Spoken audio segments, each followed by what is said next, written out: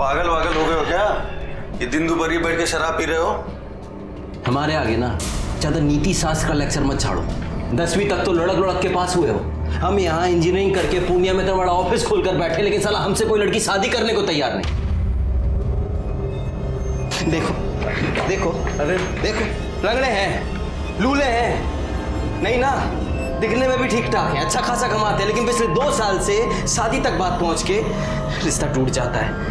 ठीक है, ठीक है, टेंशन नहीं आओ। बैठो बैठो बैठो बैठो बैठो आराम से। कल फिर से लड़की देखने जा रहे हो ना? बेटा इस बार सिक्सर मारोगे तुम कह रहे हैं। हमें जाओगे तुम और तुम्हारा सिक्सर।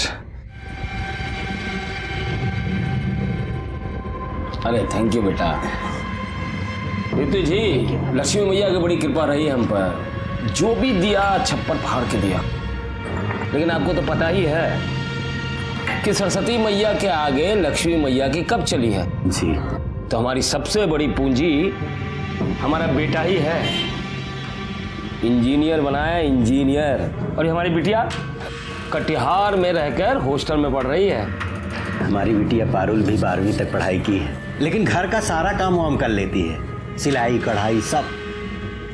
देखिए सच्ची बात है, बुरा मत मानिएगा। नहीं नहीं, आपकी बिटिया है बहुत सुंदर। क्यों बेटा पवन? हाँ अरे पापा, भैया को उन्हें देखने से फुर्सत तो मिले। अब तो आप शेरवानी सिलवाइए।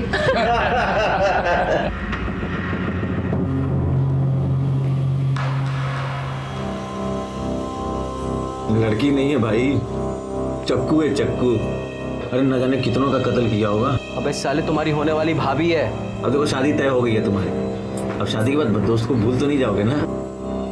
कितना भी पेस्ट कंट्रोल करवा लो, खटमल खून चूसना थोड़ी ना छोड़ देगा हैं? अच्छा बेटा, खटमल है हम। तो कहाँ हो फिर? तो जाओ, तब हमारी बद्दुआ लगेगी तुम्हें।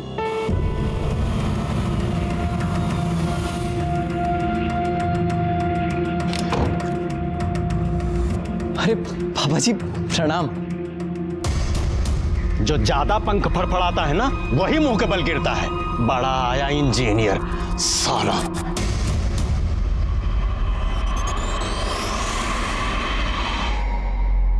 पापा पापा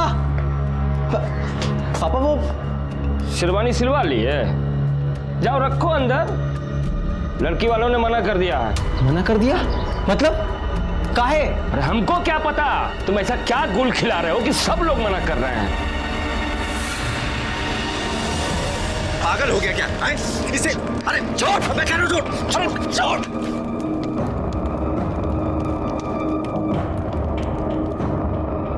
क्या क्या तूने? अरे शादी टूट गई तो लौंडिया किधर टेसुआ पाओगे? बात वो नहीं है, लेकिन साला कोई तो प्रॉब्लम हमारे में ही है ना, जो हर बार सब हमें रिजेक्ट करके चले जाते हैं। हम कह रहे हैं तुम अपनी कुंडली को दिखवाओ, कहीं ना कहीं उसमें अड़ैया मार के बैठा हुआ है।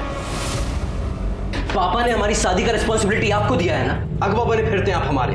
तो आप हमें ये बताइए कि आप हमारी शादी करवा रहे हैं या हमारी परेड निकलवा रहे हैं? हम पे काहे भड़क रहे हो महाराज? तो भड़के नहीं तो क्या करें? सिविल इंजीनियर हैं हम, और ऐसा कौन सा टाटा बिरला की लड़की से योग भिड़ा रहे हैं कि हमारी शादी नहीं हो पा रही है? प्रॉब्लम क्या है? जानना चाहते हो प्रॉब्लम का है? बताते हम। बैठो बैठो, हम तुमको बताते हैं प्रॉब्लम का है। बैठो।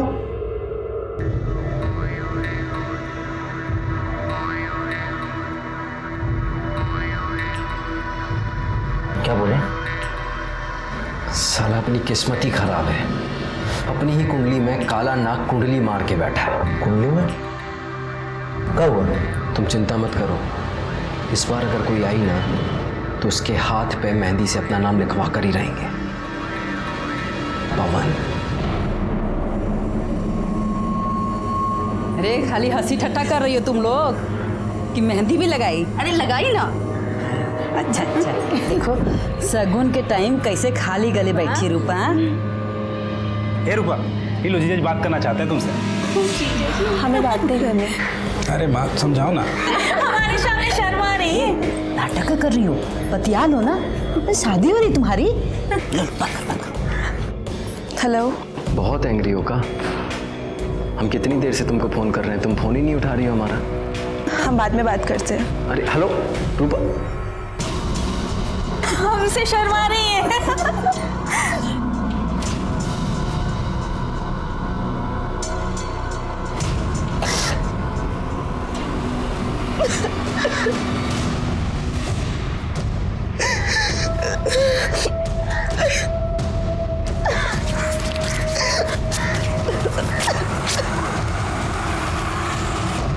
हमें पता है ये सब क्या हो रहा है, लेकिन हम ऐसा होने नहीं देंगे। कह रहे हैं तुमसे एक बार हम फिर से सोच लो तुम। हम डिसाइड कर लिए हैं, अब हम किसी राहु केतु को अपने आड़े नहीं आने देंगे। हमें रूपा चाहिए तो चाहिए। अब तो ये लाइफ और डेथ का मैटर हो गया है। चलो बस आ गई, हम निकलते हैं। अपना ख्याल रखना। गड़िया गड़िया गड़िया, हाँ गड़िया, बैठो बैठो। चलो चलो।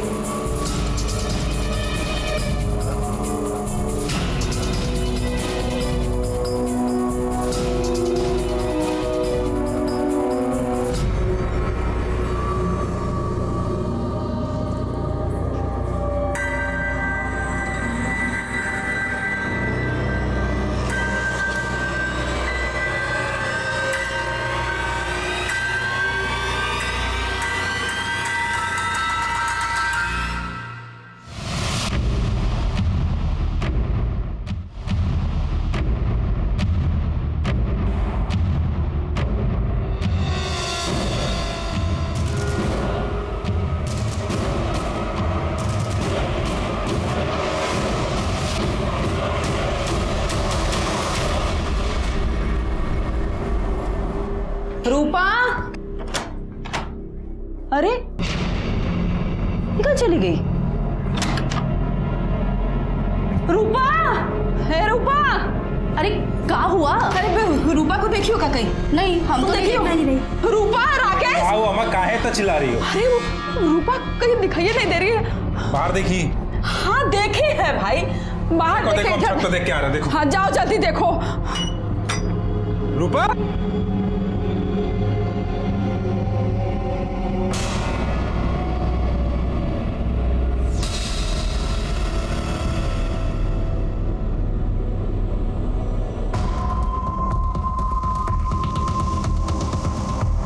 अम्मा, ए अम्मा। अरे कैसे क्या हुआ?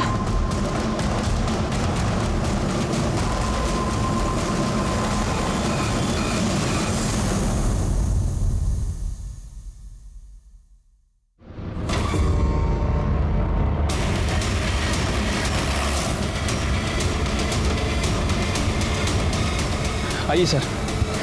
सर देखने से लग रहा है कि 23-24 साल की लड़की है और शायद उसके साथ किया गया।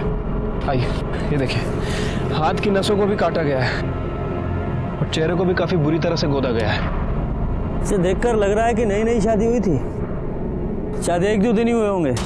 शरीर पे हल्दी लगी है, हाथों में मेहंदी है, मांग में सिंदूर है। अरे देखो, कलाई पे शादी का कक्कन भी बंधा है। चेहरे को जिस तरह से गोदा गया है, ऐसा लगता है कि जिस किसी ने भी इसको मारा है ना, या तो बहुत नफरत करता था या बहुत गुस्से में था।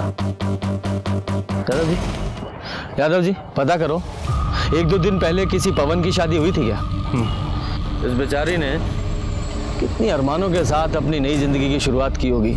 जिस किसी ने भी इसके साथ ये बर्बरता की है ना, यादव जी से छोड़ना नहीं है। सर ये लड़की की पोस्टमार्टम रिपोर्ट आ गई है। रिपोर्ट के मुताबिक उसके साथ ब्रूटली किया गया है। बॉडी में काफ़ी ज़्यादा इंजरीज भी हैं और सर ये बॉडी पे 2 लोगों का सीमन भी मिला है। 2 लोग, यानी कि मर्डर में 2 लोग शामिल थे? हाँ सर। रिपोर्ट के मुताबिक उसकी मौत ज़रूरत से ज़्यादा खून बहने की वजह से हो गई है और उसके बाद उसके फेस को गोदा भी गया सर।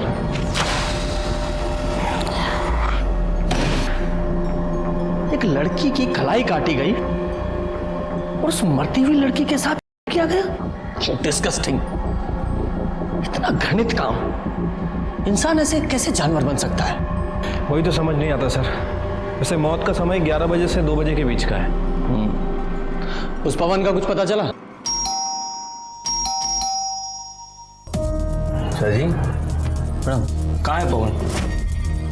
पता नहीं कहाँ पवन। पवन कहाँ है? पवन से तो बात ही नहीं हुआ हमारा। मालूम नहीं है तुमको? नहीं। हेलो,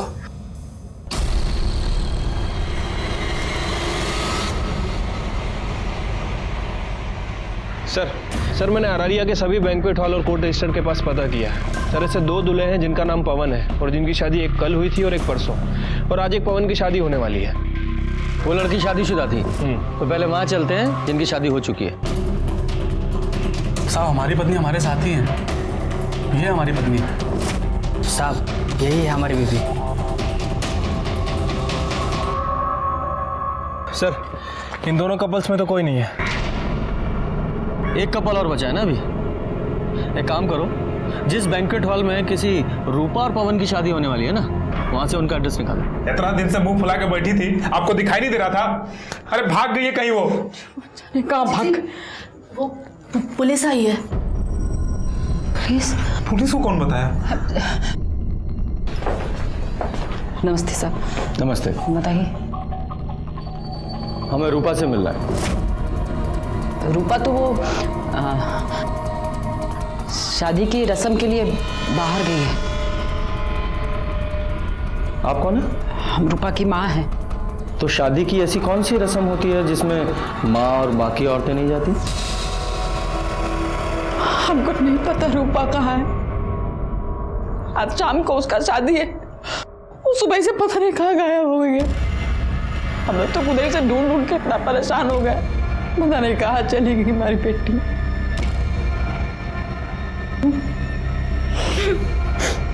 देखिए, हमें एक लड़की की लाश मिली है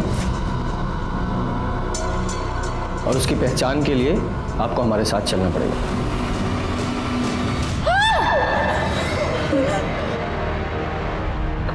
सॉरी, चेहरा काफी खराब हो चुका है, लेकिन हमें बॉडी से कुछ सामान मिला है। प्रसाद, ये देखिए।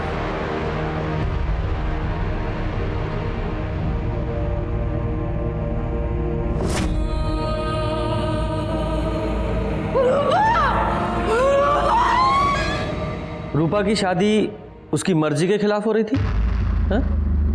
या उसका किसी के साथ कोई? नहीं सर, ऐसा कोनो बात नहीं था। साहब कुछ तो था, हमने देखा था रात को एक लड़की आई थी। कौन है? कौन है? अरे मैंने पूछा कौन है? हम है रानी, वो रूपा की दोस्त। वो हमारी बस लेट हो गई थी तो थोड़ा देरी से आए हैं। कौन है ये रानी? हमको नहीं पता कौन है। हमारी बेटी पटना में पढ़ती थी, वही की कोई दोस्त होगी। अच्छा, उसकी शादी भी नहीं हुई थी तो उसकी मांग में सिंदूर कैसे? हमको नहीं पता, हमको कुछ नहीं पता। राकेश, ये रूपा की शादी किसके साथ होने वाली थी? साहब, पवन सिंह के साथ। प्रजापति सिंह का बेटा है, पूर्णिया में रहते हैं वो लोग। ठीक है, आप लोग जाइए। सर ऐसे कैसे मर्डर हो सकता है? हो सकता है रूपा ने भागकर शादी की हो, शायद कॉलेज में उसका कोई अफेयर चल रहा हो और रानी ने भागने में उसकी मदद की हो। फिर रूपा के कॉल रिकॉर्ड्स निकालो और देखो कि इसका किसी के साथ अफेयर तो नहीं था, और पटना पुलिस को भी इन्फॉर्म करो कि इसको कॉलेज में इंक्वायरी करें। ठीक है सर। एक काम करते हैं, पूर्णिया चलते हैं और इस पवन सिंह और प्रजापति सिंह से मिलते हैं। हो सकता है पवन को इस रूपा के अफेयर के बारे में पता चल गया हो और इन लोगों ने ही पहले उसका किया और फिर मार दिया। चलिए, जो होना था सो हो गया, बीती बात भूल जाइए। अब तो वही होगा जैसा ना आपको ठीक लगे। अरे हम भी कहाँ भाई साहब ये बात दिल से लगाए बैठे। अब लड़की भाग गई, सबका नाक कटा गई। अच्छा हुआ भाई साहब हम अपने लड़का का ब्याह वो घर में ना किए। पवन बाबू नहीं दिख रहे हैं? है, ये है, अभी बात हुई थी। कहा ना भाई साहब, मामला जरा शांत हो जाए ना, बुलवा लेंगे उसको। बाकी भाई साहब वो जो हम बात किए थे उसका बंदोबस्त जरा देखिए। आप उसकी फिक्र ना करें, संयोग भिड़ना था सो भिड़ गया। अब हमको आज्ञा दीजिए, अब बहुत काम है, तैयारी करनी है।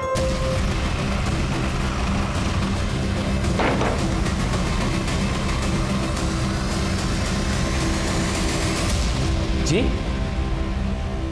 पवन सिंह आपका बेटा है? हाँ बुलाइए। अरे बड़ा इंजीनियर है, बहुत बड़ा ठेका मिला है उसको, पटना में गया है काम करवाने। कमाल है ना, आज ही शादी टली और आज से ही काम पे लग गया। नहीं, हमें लगा शादी टलने के गम में कोप भवन में केकई की तरह शायद रो रहा होगा। अरे लड़की को भागना था, भाग गई। बची 100 लड़कियां मिल जाएगी हमारे बेटे भागी को। नहीं है वो, मर्डर हो गया उसका। क्या? हाँ, और मर्डर, और हो सकता है वो आपके बेटे ने किया हो। एक बात बताइए, हमारा बेटा ऐसा क्यों करेगा? क्यों करेगा? वो तो वही बताएगा। तो चुप कर क्यों बैठा है फिर? बोला ना, बहुत बड़ा ठेका मिला गया है पटना काम करवाने। पटना में कहा? एड्रेस हमको नहीं मालूम। वो एड्रेस क्या, सब पता लगा लेंगे कहाँ है। पुलिस वाले हैं हम, अच्छे अच्छों की कुंडली निकाल लेते हैं आदि से लेकर अंत तक।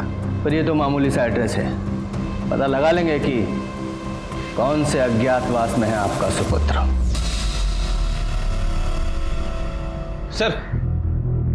सर ये रूपा के कॉल रिकॉर्ड्स को चेक किया, ऐसा कुछ भी नहीं मिला जिससे लगे कि रूपा का किसी के साथ अफेयर चल रहा था। नॉर्मल अपने दोस्तों से बात करती थी और कभी कभार पवन से।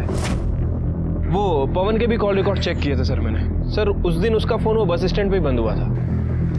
कहाँ जा सकता है ये? उसके कॉल रिकॉर्ड से उसके किसी नज़दीकी या दोस्त का पता चल रहा है? हाँ सर, उसके कॉल रिकॉर्ड्स में एक ऐसा नंबर है जिस पर वो अक्सर बात किया करता था, किसी अखिलेश के नाम रजिस्टर्ड है। दोस्त की खबर नहीं रखते हैं?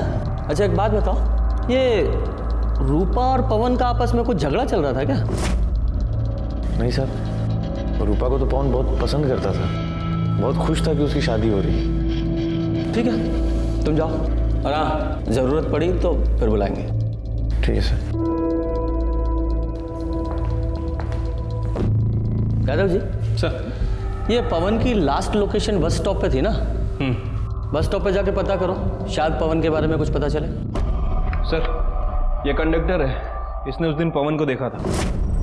जी साहब, वो हमारी बस में था। बड़े प्रतिभाशाली हो यार तुम तो। अच्छा, मेमोरी बूस्ट करने के लिए कोई दवा खाते हो क्या जो सब याद रहता है? बस में चढ़ने वाला हर आदमी याद रहता है तुम्हें? नहीं सर, ऐसी बात नहीं है, लेकिन उस दिन हुआ ही कुछ ऐसा था कि याद रह गया। और किसी का टिकट बाकी? कुछ गुंडे हमारे पीछे पड़े हैं, बहुत देर से पीछा कर रहे हैं, हमारी थोड़ी सी मदद कर दीजिए।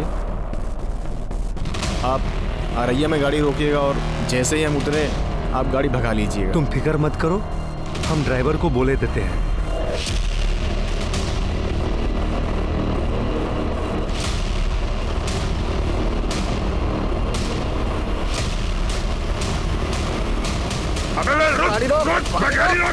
गाड़ी तो अब अगले बस स्टॉप पे रुकेगी। ठीक है, तुम जाओ। धन्यवाद सर। मतलब सर इसके मुताबिक उस दिन पवन के पीछे गुंडे थे, लेकिन क्यों? अभी तो सबसे बड़ा सवाल यह है कि पवन कहाँ है। यादव जी, पटना में जितने भी पवन के काम चल रहे हैं वहाँ सब जगह पता करो, और पूर्णिया पुलिस को इन्फॉर्म करो, जैसे ही पवन के बारे में कुछ पता चले हमें इन्फॉर्म करें।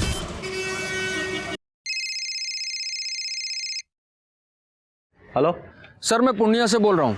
पवन मिल गया है। कहाँ है वो? सर वो मर चुका है, हमें उसकी लाश मिली है। क्या?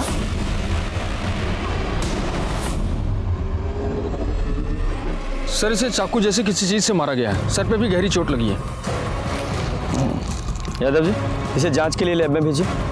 इसकी बॉडी को आप पोस्टमार्टम के लिए भेजिए, इसके घर वालों को इन्फॉर्म कीजिए, और जैसे ही इसकी पोस्टमार्टम रिपोर्ट आए हमें तुरंत भेजिएगा। सर। यादव जी, ये पवन अररिया गया था शायद रूपा से मिलने, और रूपा की लाश मिली अररिया में और इस पवन की यहाँ पूर्णिया में। सर ये पवन का पीएम रिपोर्ट। सर रिपोर्ट के मुताबिक उसकी बॉडी पर 4 वार किए गए थे, 3 बार उसकी बॉडी पे थे और 1 बार उसके सर के पीछे। इसी की वजह से उसकी मौत हुई सर, और उसकी मौत सुबह 3 बजे से 5 बजे के बीच में हुई है, मतलब रूपा के मरने के 3 से 4 घंटे बाद। क्या ये हो सकता है कि इस पवन ने रूपा को मारा हो और रूपा के साथ जो लड़की थी उसने पवन को मारा हो, या फिर ये भी हो सकता है कि रूपा के साथ जो लड़की थी उसने रूपा और पवन दोनों को मारा हो? पर वो लड़की थी कौन?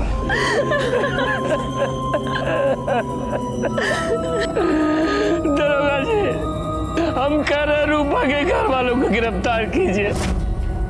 सर आपको कुछ बताना था। बताइए।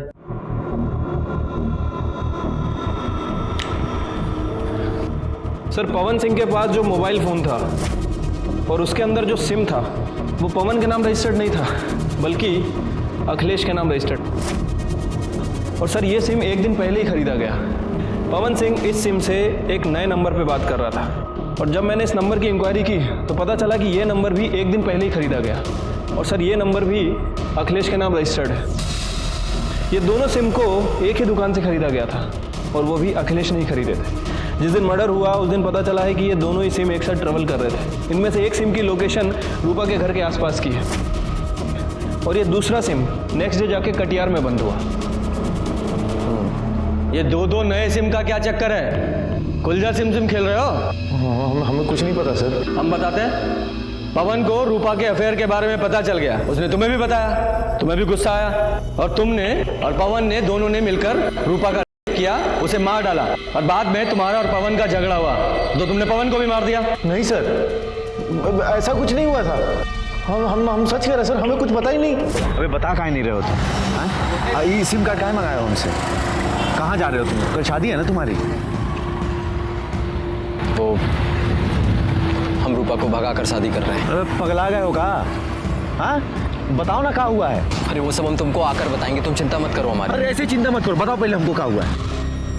वो हम पुष्पेंद्र से कहकर अपना ऑफिस बेच दिए हैं। देखो ये बात पुष्पेंद्र को, हमें और अब सिर्फ तुम्हें पता है कि 35 लाख कैसे हमारे पास। हम रूपा को अपने से दूर नहीं होने देंगे और अगर ये बात हमारे बाप को पता चल गई ना तो वो हमें जहन्नुम से भी ढूंढ निकालेगा। इसलिए हम अपना फ़ोन बंद कर देंगे और इस नंबर से तुमको फ़ोन करेंगे, समझे? ऐसा हुआ था या फिर ऐसा हुआ तुम दोनों यहाँ अररिया आए और दोनों ने मिलकर रूपा को मार डाला और क्योंकि तुम्हें पता था कि पवन के पास इतना सारा कैश है उसके लालच में तुमने पवन को भी मार दिया और वो पैसा लेकर भाग गए। नहीं सर, नहीं ऐसा कुछ भी नहीं हुआ था सर। यादव जी ये इतनी आसानी से नहीं बोलेगा, इसे अपने स्टाइल में पूछते रहो और इसका और पवन का डीएनए रूपा के ऊपर मिले सीमेंट के डीएनए से मैच कराओ। सर ये पवन और अखिलेश की डीएनए रिपोर्ट आ गई है सर, उन दोनों ने ही रूपा के साथ नहीं किया। तो फिर कौन हो सकता है? ये सब भी ना एक पहेली की तरह हो गया है। ये रूपा और पवन की शादी होने वाली थी और रूपा अपनी शादी से एक रात पहले घर से भाग गई थी। ये भले ही पवन ने रूपा का मर्डर ना किया हो लेकिन वो कारण हो सकता है। याद है ना वो बस कंडक्टर, उसने कहा था कि पवन के पीछे 2 गुंडे लगे हुए थे। हो सकता है वो 2 गुंडे पवन के पीछे पीछे रूपा तक पहुंच गए हो, उन्होंने रूपा को मारा हो, बाद में पवन को भी मार दिया। यादव जी ये पवन के पास 35 लाख रुपए थे और ये बात सिर्फ 2 लोगों को पता थी, एक उसका दोस्त अखिलेश और दूसरा वो ब्रोकर पुष्पेंद्र जिसने उसका ऑफिस बिकवाया था। एक काम करो, इन दोनों की कॉल रिकॉर्ड्स खंगालो, देखो कोई सस्पेक्ट मिलता है क्या।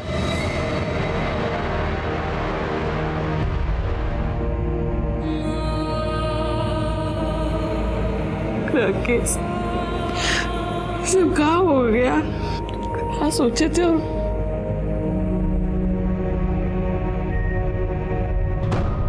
सर ये अखिलेश और ब्रोकर के कॉल रिकॉर्ड्स आ गए। अखिलेश के कॉल रिकॉर्ड्स में तो ऐसा कुछ नहीं मिला है, लेकिन वो जो ब्रोकर है पुष्पेन, वो 2 हिस्ट्री शीटर के टच में है। सीधे सीधे सच्चाई बता दो। वैसे तुम्हारे इन लफंडरों ने हमें बता ही दिया। सब बताता हूँ। वो जो पवन है ना, वो शादी के लिए बहुत परेशान था साहब।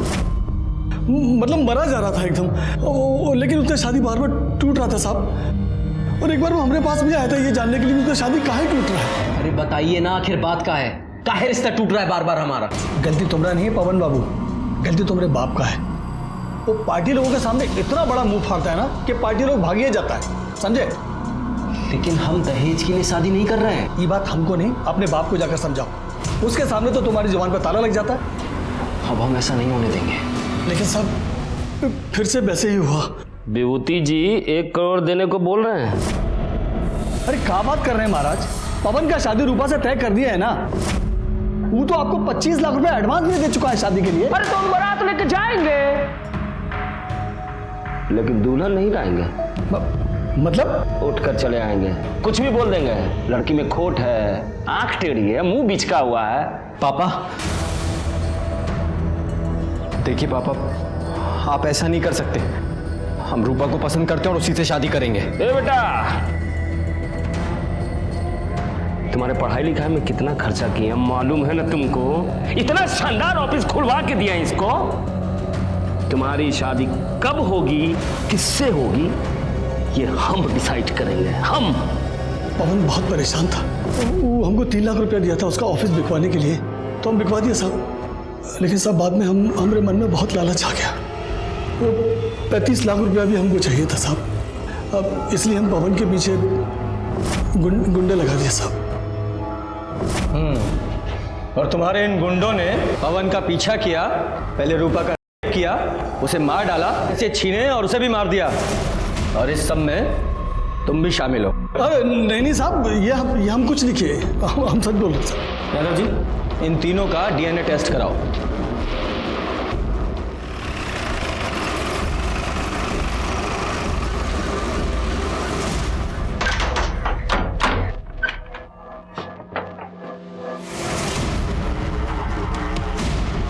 दरोगा जी, हमारे बेटे के खूनी का कुछ पता चला?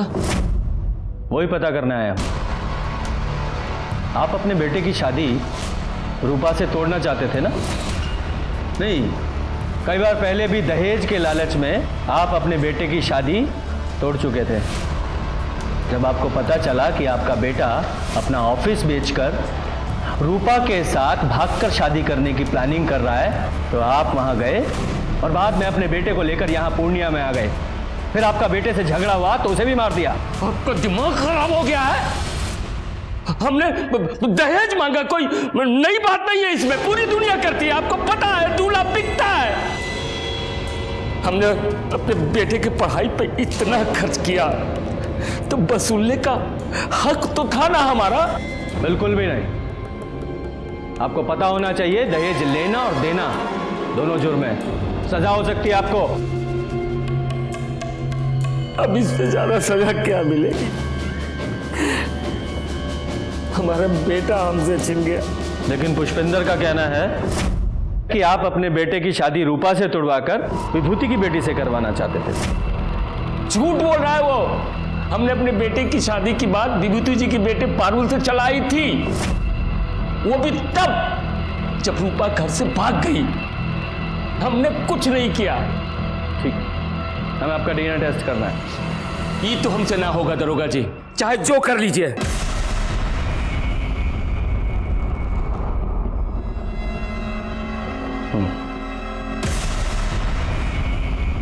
यादव सर, मुझे इसकी एक एक डिटेल्स चाहिए। ठीक है सर। आपकी बेटी की शादी पवन से होने वाली थी ना? जी। लेकिन पवन तो रूपा से शादी कर रहा था, फिर आप रिश्ता लेकर क्यों गए? जब तक सामान बिक न जाए वो किसी का नहीं होता साहब। हमने रूपा के घर वालों से अधिक बोली लगाई थी, वो इसलिए कि लड़का अच्छा था और इंजीनियर भी था। पर पारुल का रिश्ता पवन के साथ एक बार पहले भी टूट चुका था ना? पारुल पवन को पसंद करने लगी थी, इसलिए मान गए, और उन्होंने जो दहेज मांगा हम देने को तैयार हो गए। आप जैसे बेटी वाले जब तक दहेज देते रहेंगे, बेटे वाले लेते रहेंगे। इस सामाजिक कुरीति में आप भी उनका साथ दे रहे थे। बेटी की खुशी के लिए करना पड़ता है सर। अब अच्छा सा लड़का देख के उसकी शादी कर देंगे। हमें आपकी बेटी से मिलना है। वो अपनी नानी के यहाँ गई है, बहुत दुखी थी बेचारी, पवन को पसंद करती थी, बल्कि यूं कहें कि मन ही मन वो पवन को अपना पति मान चुकी थी, पर शायद भगवान को ही रिश्ता मंजूर नहीं था साहब। ठीक है, आप पारुल की नानी का एड्रेस दीजिए, हम वहीं जाकर उससे मिल लेंगे। कैसी बात कर रहे हैं सर? एक तो वैसे ही परेशान है, हम नहीं चाहते कि आप उसे परेशान करें।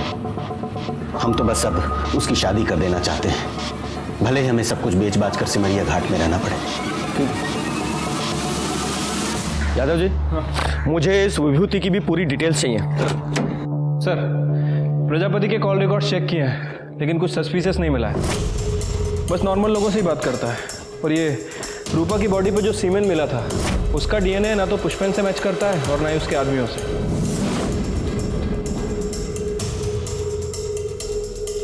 यादव जी, ये पवन ने अखिलेश से 2 सिम लिए थे ना, और दूसरा सिम वो कटिहार में जाके बंद हुआ था।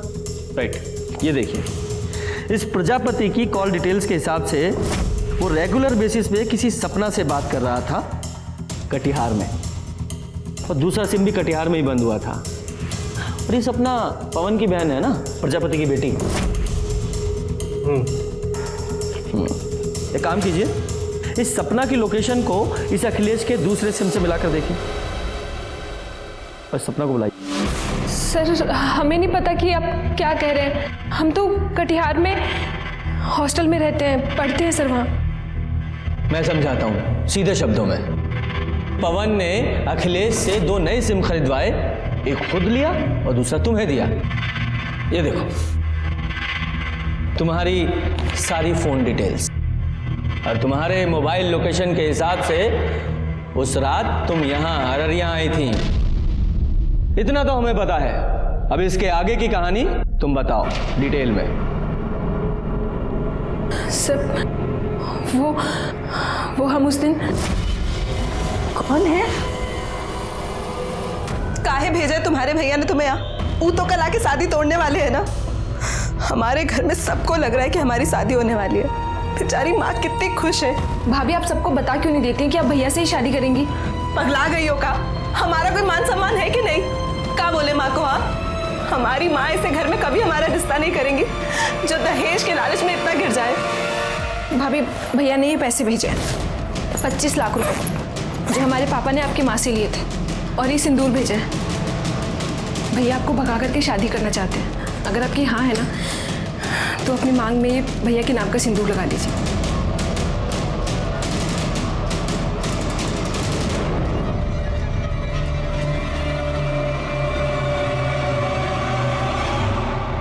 भैया भैया हम पवन को बहुत पसंद करते हैं, बहुत प्यार करते हैं हम उससे। पता है हमें, सपना ने हमें सब कुछ बता दिया है। हम तुम्हारा साथ देने के लिए तैयार हैं। अरे भाई है तुम्हारे साथ कुछ बुरा थोड़ी होने देंगे। थैंक यू भैया।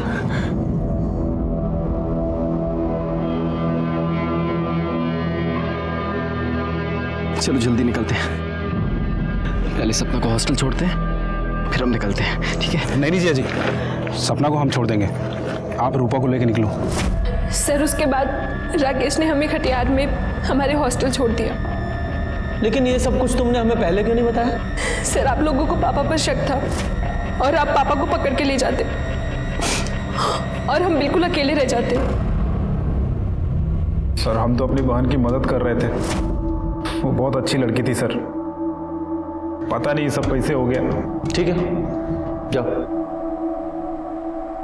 सर विभूति के बारे में कुछ बात पता चली है। उसने अभी अपनी पूरी प्रॉपर्टी बेच दी है, प्लॉट, दुकान, सब कुछ। और ये उसके कॉल रिकॉर्ड्स, इसमें कुछ इंटरेस्टिंग है सर, ध्यान से देखिए।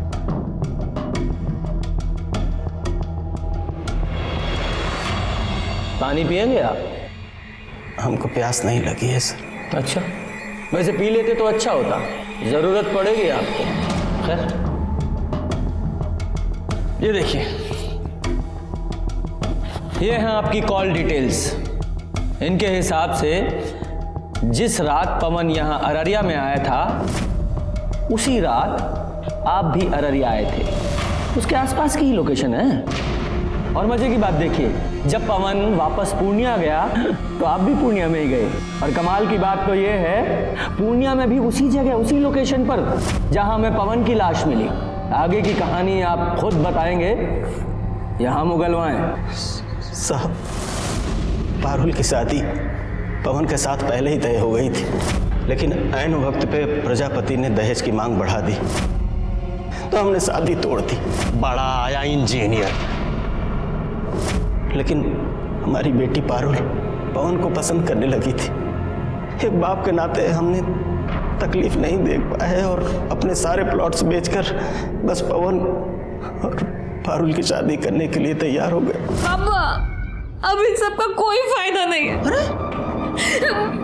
कल रूप और पवन की शादी है। पवन का फोन आया था पापा, उसने हमें बताया कल वो भागकर अररिया जा रहा रूपा से शादी करने। पापा हमारा सपना कभी पूरा नहीं होगा। नहीं मेरा बच्चा, सपना पूरा होगा। हमें ना चिंता मत करो, हमने उनका पीछा किया और जब वो दोनों पवन और रूपा भाग रहे थे हम उनके पीछे ही थे। पवन! ये क्या कर रहे हो आप? तेरी पवन की पवन, ए विकास अंदर जाओ सर। हमें अपनी बेटी का सपना पूरा करना था साहब। शादी की है तूने, 7 जन्मों का साथ है, अब अगला जन्म भी इसके साथ ही लेना, क्योंकि हम तुम्हें दफनाने वाले हैं, वो भी जिंदा। बारू, बारू।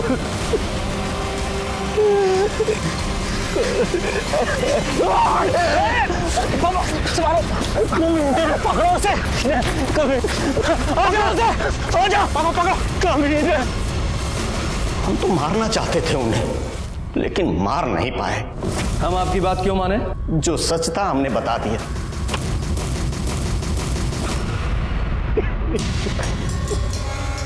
प्रसाद सर, बॉडी को पोस्टमार्टम के लिए भेजो। Okay sir. अगर थोड़ी समय के लिए मान लेते हैं कि विभूति सच बोल रहा है, आखिर हुआ क्या होगा? उस रात पवन के साथ तुम्हारा झगड़ा हुआ था?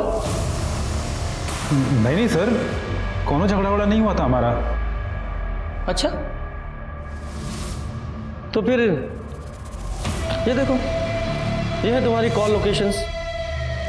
अगर इनकी माने तो तुम यहाँ अररिया से पहले कटिहार गए, कटिहार से वापस यहाँ अररिया आए, फिर उस रात तुम पूर्णिया गए, और तुम्हारी कॉल लोकेशंस वही है जहाँ अगले दिन हमें पवन की लाश मिली थी। बोलो, बताओ। हाँ, तुम्हें तो ये सवाल उतना ही कठिन लग रहा होगा जितना कठिन सवाल यक्ष ने युधिष्ठिर से पूछा था। क्यों? जल्दी जल्दी बताओ, मेरा पेशेंस खत्म हो रहा है, बताओ। यादव जी। नहीं सर, हम सब सच बताते हैं सर। हम सपना से शादी करना चाहते थे और हम उसको बोले थे कि हम उसके भैया से बात करेंगे, और उस रात उसको हॉस्टल पे छोड़ने के बाद हम उसके भैया को फ़ोन लगाए, पर फ़ोन लगा नहीं। हेलो।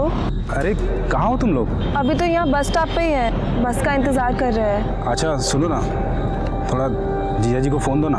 हाँ राकेश। अच्छा, हेलो। हाँ जीजा जी, अरे हम क्या कह रहे थे कि हम सपना को बहुत पसंद करते हैं और सपना भी हमको बहुत ही पसंद करती है। बस आप एक बार हाँ कह दे तो। दिमाग खराब हो गया तुम्हारा? पगला गए हो का? तुम हो का बे? हम सिविल इंजीनियर हैं, तुम्हारी औकात का है? लड़का हमेशा लड़की से अच्छा होना चाहिए। अरे पर जीजा जी आप तो। तुम्हारी शादी नहीं हो सकती उससे, समझे? ये क्या बेकार की बात कर रहे हो? हाँ, अरे रूपा, हम तुमसे इस बारे में बाद में बात करते हैं। वो हमारा फ़ोन काट दी, लेकिन हमको उस दिन बात करना था, इसलिए हम अररिया बस स्टॉप पे फिर से वापस चले गए। लगता है चले गए। फ़ोन ऑफ आ रहा है।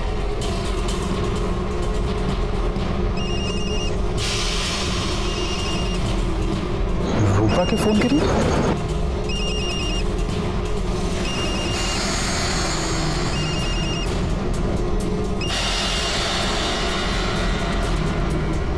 रूपा!